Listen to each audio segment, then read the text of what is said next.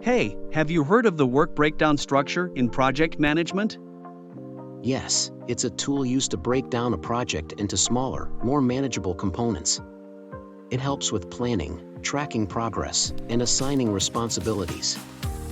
That makes sense. What are the different types of work breakdown structure?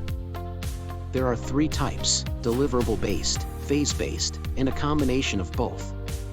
Deliverable-based WBS focuses on the end product, while phase-based WBS divides the project into phases. The combined approach is a mix of both. Interesting. Can you give me an example of a work breakdown structure? Sure. Let's say we're building a house. The deliverable-based WBS would break down the project into components like foundation, framing, plumbing, electrical, and so on.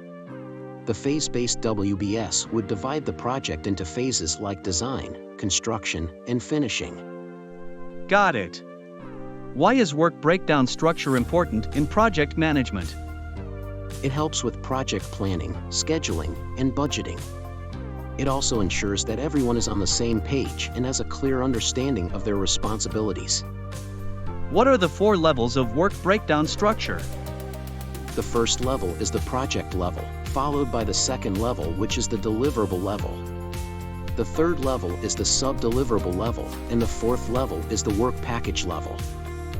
What are the characteristics of a good work breakdown structure? A good WBS should be clear, concise, and complete.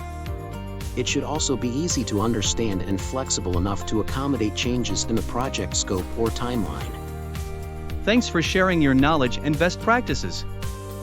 No problem. Let's keep supporting each other in our project management journey.